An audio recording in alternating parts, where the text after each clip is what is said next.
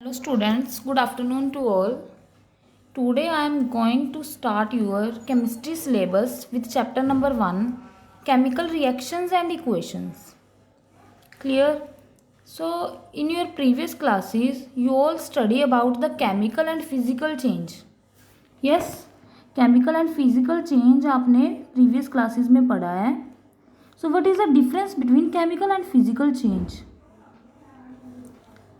So chemical and physical change are what? Chemical change in which two substances are react with each other and form a new substance whose properties are different from previous substance. Yes, chemical change में क्या होता है, किसी भी दो substance से कोई new substance बना और उसकी जो केमिकल प्रॉपर्टीज है वो टोटली डिफरेंट होती है, उसको हम क्या बोलते हैं, केमिकल सब्सटेंस. फॉर एग्जांपल क्या एग्जांपल ले सकते हो आप, जैसे फॉर एग्जांपल कर्ड. हम क्या मिल्क से क्या है, जब कर्ड फॉर्म करते हैं तो कर्ड की प्रॉपर्टीज़ हैं, दही है जो कर्ड, उसकी प्रॉपर्टीज़ मिल्क से बिल्कुल डिफरेंट है. कर्ड क्या होती है, सॉलिड होती है. मिल्क क्या है, लिक्विड ही है. कर्ड क्या है, उसमें खट्टापन होता है थोड़ा और मिल्क में नहीं होता.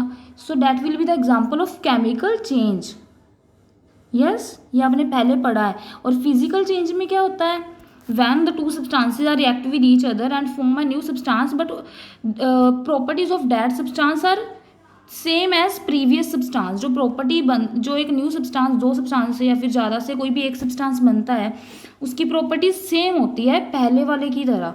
फॉर एग्जांपल जैसे हमने क्या ले लिया, एक वो ले लिया लकड़ का, जैसे वुड, लॉग ले लिया, लॉग ऑफ वुड लिया. अगर मैं लॉग ऑफ वुड को स्मॉल स्मॉल पीसेस में कट करूँ तो जो उसका ईच पीस होगा लॉग का, वुड के लॉग का जो एक पीस होगा वो भी तो क्या होगा, एक वुड ही होगा. चाहे वो जो लकड़ है, वुड है, उसको मैंने स्मॉल पार्ट्स में कट कर दिया, पर वो जो स्मॉल पार्ट्स हैं दैट विल बी वुड, वो भी तो वुड रहेंगे. That will be the example of physical change. Clear? Chemical change जिसमें कोई न्यू सब्सटेंस बने that will be the chemical change. Physical जिसमें कोई न्यू सब्सटेंस नहीं बनता that will be our physical change. Clear? So today our topic is the chemical reaction and equations. तो अब देखो, first of all chemical reactions. Chemical reactions क्या होती हैं? केमिकल रिएक्शंस जो the reactions which link from the chemical change are known as chemical reaction. या फिर हम इसकी डेफिनेशन प्रॉपर बोले तो क्या बोलेंगे, chemical reaction are the process in which new substance with new properties are form. Chemical reactions क्या होगी, वो प्रोसेस जिनमें क्या है, कोई न्यू सब्सटेंस बनेगा विद न्यू प्रॉपर्टीज के साथ, उसको हम क्या बोलते हैं, chemical reactions. Chemical reactions are the process in which new substance with new properties are form. Clear?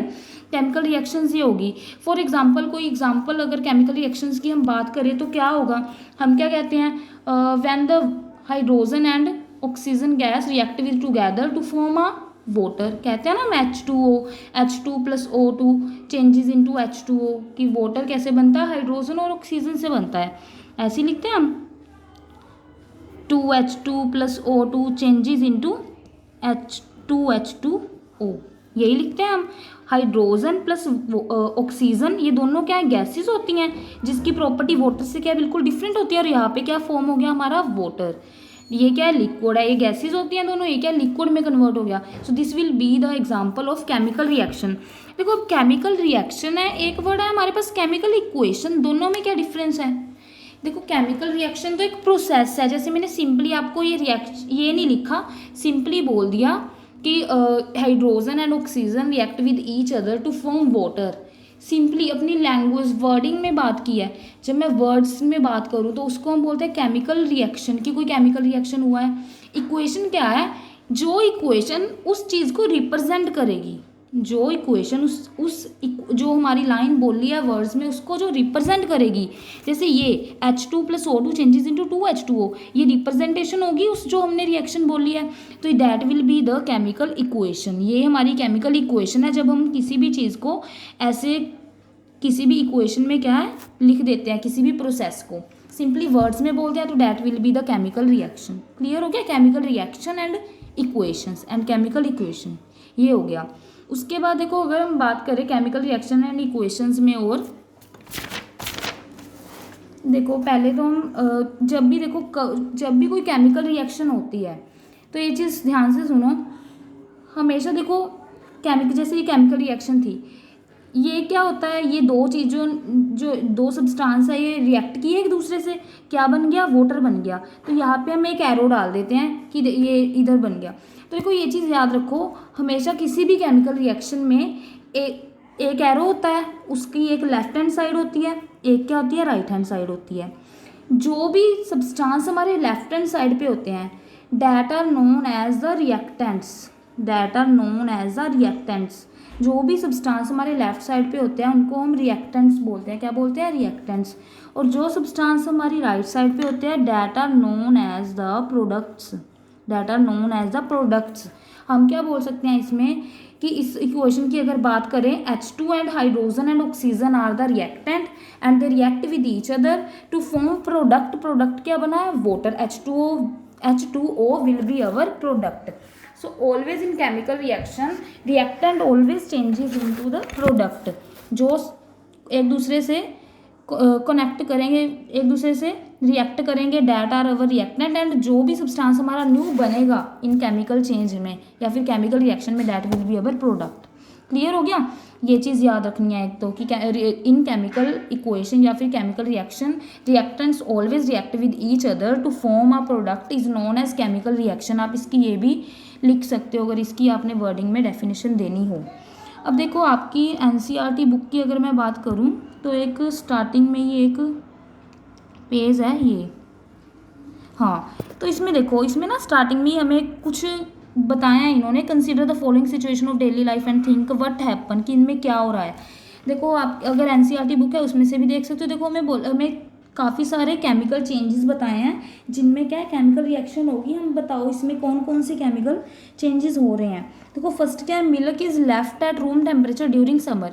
अगर हम मिल्क को क्या है समर में रूम टेम्परेचर पे रख दे नॉर्मली, तो क्या हो जाएगा, अगर हम फ्रिज में ना रखे बाहर ही रखा रहे जो हमारा मिल्क है गर्मियों में, तो क्या होगा, obviously that will B burst और ये फट जाएगा।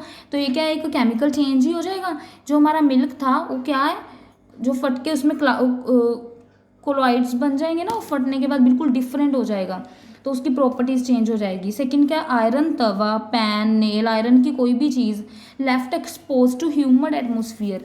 जब भी हम आयरन की कोई चीज़, नेल हो, पैन हो, तवा हो, उसको अगर हम खुले में ह्यूमिड मतलब नमी वाले एटमोसफियर में रख दे, सिंपली बाहर खुले में जहाँ पे ज़्यादा नमी हो, ह्यूमिडिटी हो, तो क्या होगा, ऑब्वियसली जो नेल है उस पर क्या हो जाएगी, रस्टिंग ही लग जाएगी, जर लग जाएगा।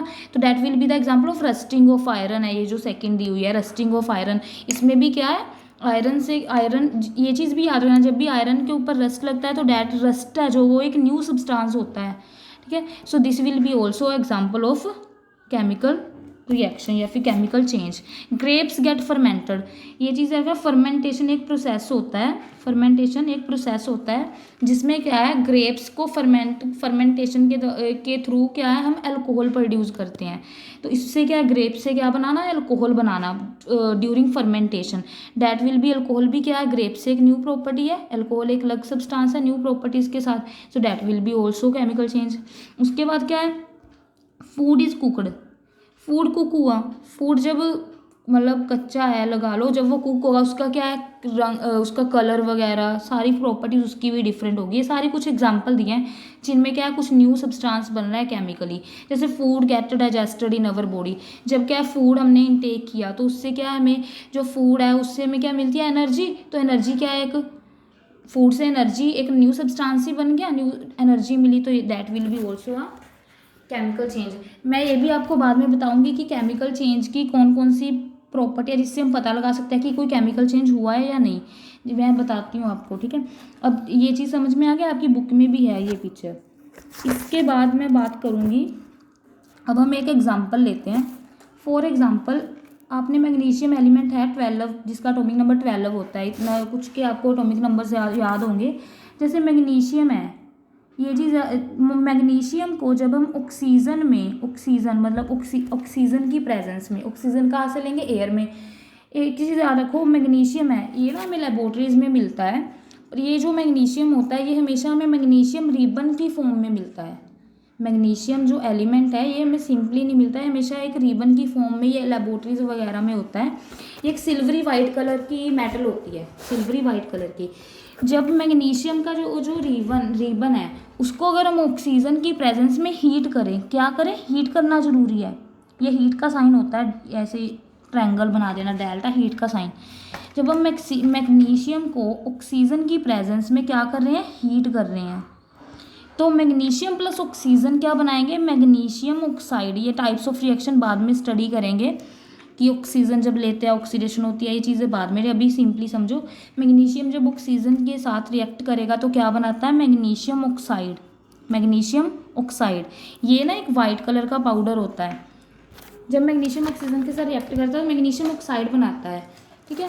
इससे हमें क्या है, मैग्नीशियम ऑक्साइड ये चीज़ याद रखो, जब मैग्नीशियम ऑक्सीजन के साथ हीट करेंगे, जब इसको बर्न करेंगे, तो हमको ना ये जो मैग्नीशियम का रिबन है इसको कुछ दूर तक रखना पड़ता है अपने से। क्यों, क्योंकि इसमें से ना एक ना वाइट लाइट निकलती है, डैजलिंग वाइट कलर की ब्राइट लाइट निकलती है, जो कि हमारी आइज़ के लिए हार्मफुल होती है। इसलिए हमें इसको ना काफ़ी डिस्टेंस मेंटेन करके इसको बर्न करना पड़ता है, ताकि हमारी आइज़ हैं जो उसको कोई भी इफेक्ट ना पड़े। एक चीज़ तो ये है। सेकेंड थिंग, एक जब भी हम मैग्नीशियम के रिबन को यूज़ करते हैं तो उसको ना सबसे पहले एक सैंड पेपर से क्लीन किया जाता है। वाई, क्योंकि ये जो मैग्नीशियम है, एक तो चलो जब हम इसको ऑक्सीजन की प्रेजेंस में हीट करेंगे तब तो ये एक पाउडर में कन्वर्ट हो जाता है। ये जो मैग्नीशियम ऑक्साइड है ना, जब हम इसको हीट करते हैं ऑक्सीजन से तो एक पाउडर बनता है, वाइट कलर का पाउडर। ये काफ़ी जगह पे यूज़ होता है मैग्नीशियम ऑक्साइड का पाउडर। ये पाउडर की फॉर्म में होता है। पर देखो, मान लो अगर ये रिबन जब ये लेबोरेटरी में पड़ा है, ऑक्सीजन तो वहाँ पे भी प्रेजेंट होगी उस टाइम पे, हर जगह पे ऑक्सीजन है, एयर में ऑक्सीजन है, एयर सब जगह पे है, तो ऑक्सीजन भी सब जगह पे होगी। तो ये जो मैग्नीशियम है ना, मतलब लेबोरेटरी में पड़ा भी, हम कह सकते हैं कि ऑक्सीजन जो एयर में प्रेजेंट है उससे रिएक्ट करके ना ये मैग्नीशियम ऑक्साइड की ना अपने साइड पे, अपने अराउंड एक मैग्नीशियम की ऑक्साइड की एक लेयर, प्रोटेक्टिव लेयर फॉर्म कर लेता है।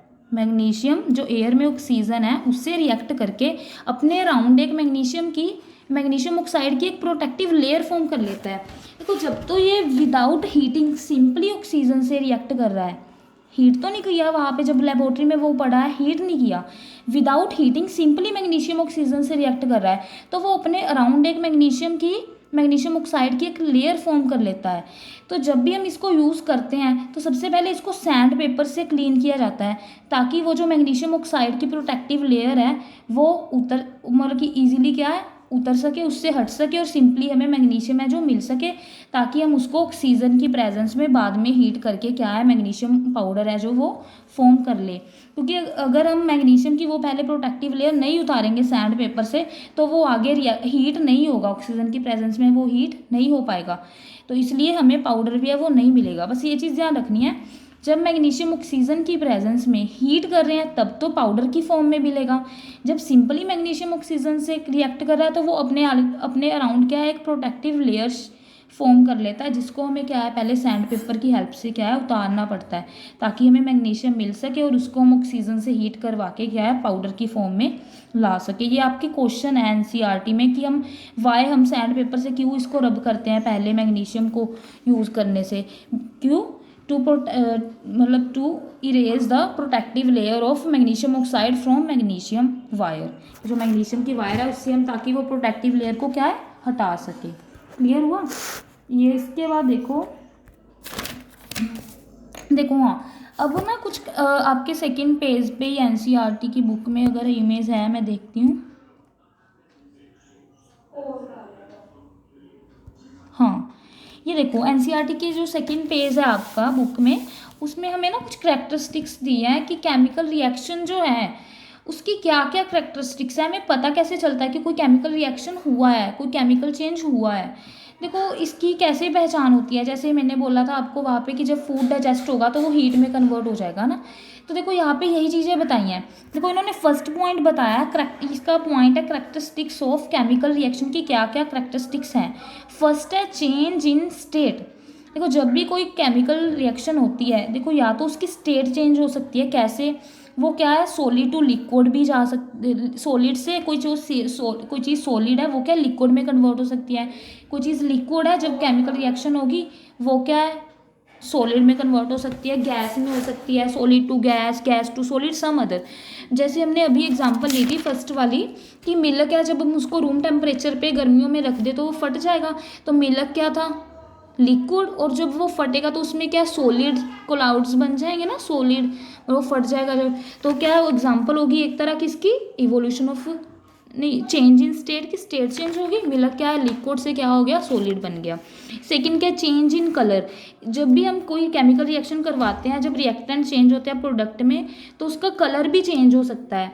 इसकी भी एग्जांपल एक तो मैं आपको लिखवा इसमें दी नहीं हुई, चेंज इन कलर की एग्जांपल है chemical reaction between sulphur dioxide and acidified. चलो एग्जांपल मैं आपको इसकी बाद में देती हूँ, आपको बाद में नोट्स वगैरह प्रोवाइड कर दूंगी। अभी सिंपली ऐसे समझ लो कि जब भी कोई केमिकल चेंज होता है, या तो उसकी स्टेट चेंज हो सकती है, या फिर उसके कलर में कोई डिफरेंस आ सकता है, पहले किसी और कलर का और बाद में क्या किसी और कलर का हो जाए। इवोल्यूशन ऑफ गैस, देखो अभी आया ना कि या तो जब कोई केमिकल चेंज होगा या कोई गैस भी प्रोड्यूस हो सकती है, इवोल्यूशन ऑफ गैस भी हो सकती है। जैसे आपकी एनसीईआरटी की बुक में ही ना एक डायग्राम बनी हुई है सेकंड पेज पे, इसके साथ में ही थी अभी मेरे पास, अभी रुको मैं देखती हूँ अगर हो जाएगी, अगर ये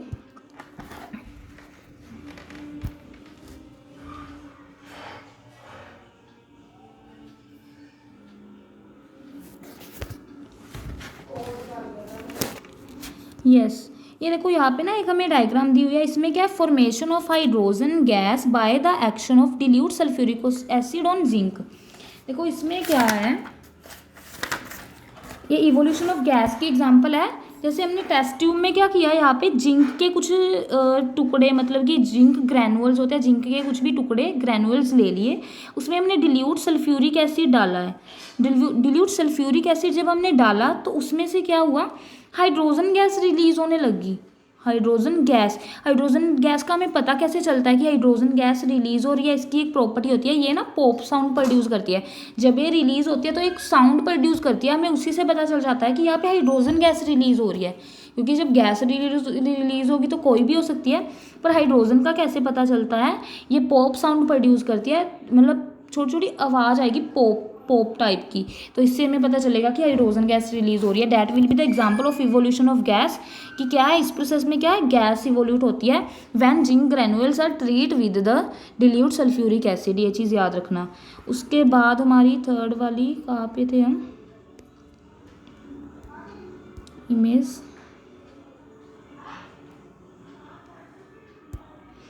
हाँ, या क्या उसका चेंज इन टेम्परेचर, या फिर उसका टेम्परेचर भी चेंज हो सकता है। इसकी जैसे कोई भी हमने दो सब्सटेंस रिएक्ट करवाए, जब कोई न्यू सब्सटेंस बना तो क्या है, मतलब उससे ठंडा हो या फिर उससे गर्म भी हो सकता है, वैन जब जैसे ये भी था तो उसका टेम्परेचर भी चेंज हो सकता है। ये सारी एग्जांपल है केमिकल चेंज की, कि कैसे कैसे हमें पता चलता है कि कोई केमिकल चेंज हुआ है या नहीं हुआ, ये चीज़ याद रखनी है आपने, क्लियर। उसके बाद हमारा ये हमने अभी तक पढ़ा है केमिकल रिएक्शन एंड इक्वेशंस के बारे में, कैसे केमिकल रिएक्शन होती है, कैसे हमें पता चलता है कौन कौन सी, ये चीज़ ये हमने पढ़ ली थिंग्स। नेक्स्ट हम स्टडी करेंगे अबाउट द, हाँ, राइट अ केमिकल इक्वेशन। हमने किसी भी केमिकल इक्वेशन को कैसे राइट करना है ये भी मैंने आपको बता दिया। एक साइड पे प्रोडक्ट होंगे, सेकंड साइड पे क्या होंगे, रिएक्टेंट। अब देखो टू टाइप की केमिकल रिएक्शन होती है, types of chemical reactions. Chemical equation लिख लो जी, केमिकल इक्वेशन टू टाइप की होती है, एक होती है बैलेंस्ड, दूसरी होती है अनबैलेंस्ड, दूसरी होती है अनबैलेंस्ड। ये चीज़ ध्यान से समझने वाली है। बैलेंस्ड और अनबैलेंस्ड केमिकल रिएक्शन होती क्या है, मैं आपको एक एग्जांपल दूंगी बैलेंस की, देन दूंगी अनबैलेंस की। ये इंपॉर्टेंट है, आपको केमिकल रिएक्शंस बैलेंस करनी आनी चाहिए, that will be the important part. देखो बैलेंस केमिकल रिएक्शन, जैसे मैं एक रिएक्शन लिख रही हूँ यहाँ पे, पहले हम बैलेंस की बात करेंगे। Zn प्लस H2SO4, जो मैंने अभी समझाया है कि जिंक में हमने क्या डाला है, ये H2SO4 क्या है, हमारा सल्फ्यूरिक एसिड है। जिंक प्लस सल्फ्यूरिक एसिड, तो अभी हमने बताया था क्या बनेगा, एक तो जिंक है जो SO4 से रिएक्ट करके क्या बनाएगा, जिंक सल्फेट ZnSO4, प्लस इस रिएक्शन में मैंने अभी आपको डायग्राम दिखाई थी, H2 गैस प्रोड्यूस हो रही थी ना, प्लस H2, क्लियर।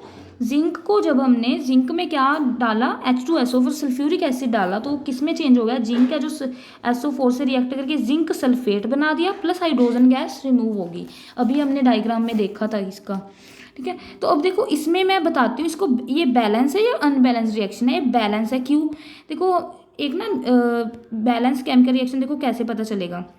एक साइड पे ना इसको हम ये जो एरो से लेफ्ट में, इसको हम लेफ्ट हैंड साइड लेफ्ट कर लेंगे, इधर है जो इसको हम राइट हैंड साइड लेफ्ट कर लेंगे, ठीक है। तो देखो पहले तो ये बात देखो, ये जो जैसे H2SO4 है, क्लियर, ये एक क्या है, एक Zn है। H2SO4 एक एलिमेंट है, एटम होता है एलिमेंट होता है। देखो एलिमेंट होता है वो डिफरेंट एटम से मिलके बनता है, ये चीज़ याद रखो। जो एक कंपाउंड बोल सकते हो, ये एक कंपाउंड है क्योंकि ये H+SO4 से मिलके बना है। और एक Zn है, Zn क्या है, यहाँ पे एक एटम है या फिर एलिमेंट भी बोल सकते हो। ये एक कंपाउंड हो गया जो दो से मिलके बना है, ये एक एटम हो गया, जिंक का एटम। तो हमने क्या करना होता है इसके लिए, जैसे एक साइड पे लेफ्ट हैंड साइड ले लो, एक साइड पे राइट हैंड साइड ले लो। पहले ये देखो इसमें कौन कौन से एलिमेंट्स यूज़ हो रहे हैं पूरी इक्वेशन में। एक Zn यूज़ हुआ, जिंक, इसमें हमने कंपाउंड नहीं लेने, डिफरेंट एलिमेंट्स और एटम्स लेने हैं। जैसे एक जिंक यूज़ हो रहा है, एक हाइड्रोजन यूज़ हो रहा है, एक सल्फर यूज़ हो रहा है, डिफरेंट लेने हैं, इकट्ठे में कोई चीज़ नहीं लेनी। एक ऑक्सीजन यूज़ हो रही है, 4 चीज़ें यूज़ हो रही हैं। राइट में देखो इधर भी जिंक यूज़ हो रहा है, सल्फर यूज़ हो रहा है, ऑक्सीजन यूज़ हो रही है और H हाइड्रोजन यूज़ हो रहा है। तो जो भी जितने भी यहाँ पे एटम और एटम्स हमारे यूज़ हो रहे हैं उन सबको लिख लो एक साइड पे। तो पहले क्या है हमारा Zn, जिंक यूज़ हुआ, और क्या यूज़ हुआ है, H यूज़ हुआ है, हाइड्रोजन अकेला, H2 नहीं लिखना, अकेला H सिंपली लिखने हैं हमने। H के बाद S यूज़ हो रहा है, सल्फर प्लस ऑक्सीजन यूज़ हो रहा है। ये 4 सब्सटेंस हमारे यूज़ हो रहे हैं, यहाँ पे 4 एटम्स यूज़ हो रहे हैं। अब देखो एक साइड पे लिखो लेफ्ट हैंड साइड, एक साइड पे लिखो राइट हैंड साइड, क्लियर। अब देखो हमने ये चेकआउट करना है कि जिंक के जितने हमारे एटम्स लेफ्ट हैंड साइड पे है उतने राइट हैंड साइड पे है।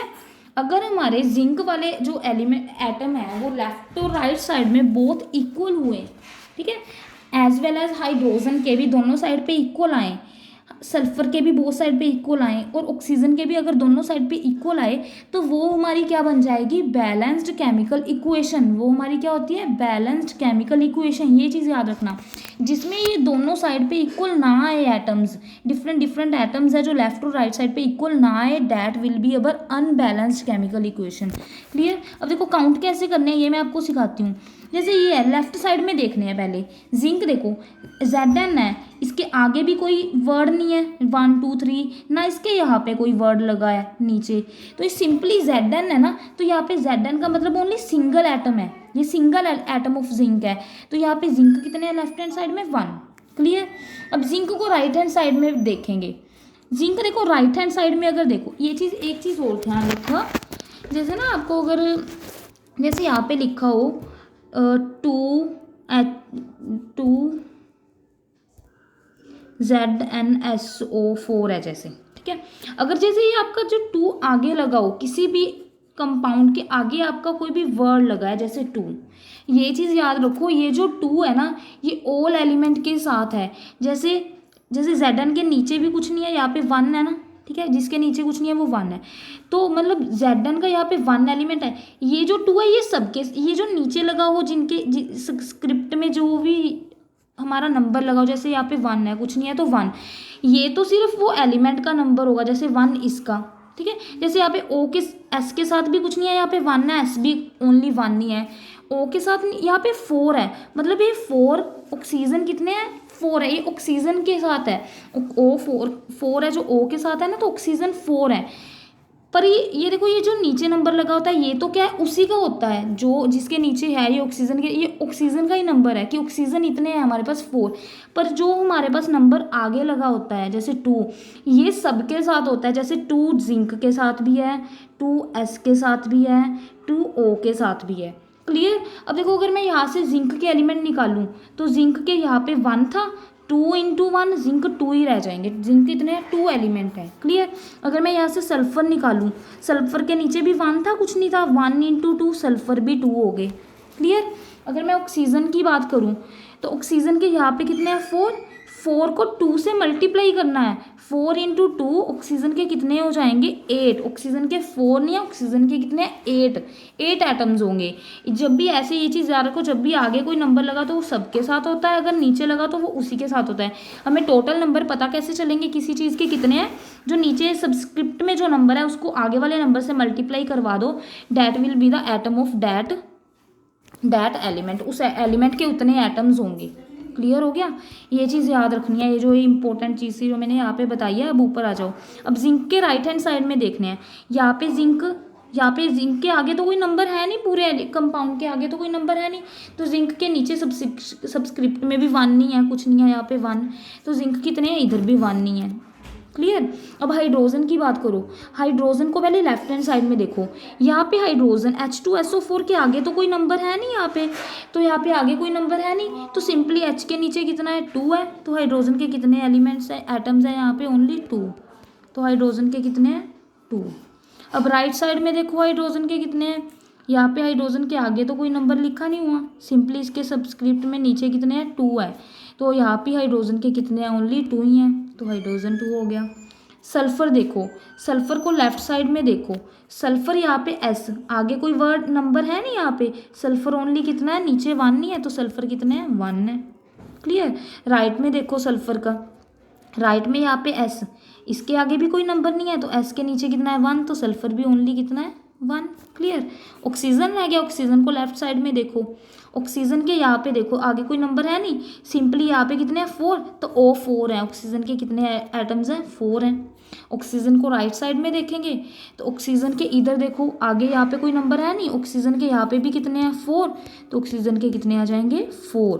अब देखो ये जो इक्वेशन मैंने लिखी थी Zn plus H2SO4 changes into zinc sulphate plus hydrogen, इसमें देखो जो सारे एटम्स हैं जिंक के, हाइड्रोजन के, सल्फर के, ऑक्सीजन के, जितने लेफ्ट में थे उतने ही राइट में थे ना, जिंक 1 था लेफ्ट में, राइट में भी 1 था, हाइड्रोजन के 2 एटम थे लेफ्ट हैंड साइड में, राइट में भी 2 एटम्स हैं, सल्फर का 1 था, राइट में भी 1 है, ऑक्सीजन के लेफ्ट में 4 एटम्स हैं, राइट में भी 4 है। सो अगर ये हमारे एटम्स इक्वल होते हैं लेफ्ट और राइट साइड में, that equation will be known as balanced chemical equation. So ये हमारी जो इक्वेशन होगी that will be our balanced chemical equation. ये चीज़ याद रखनी है, इसको हम क्या बोलते हैं, ये बैलेंस्ड केमिकल इक्वेशन है ऑलरेडी, इसको हमें बैलेंस करने की ज़रूरत नहीं है।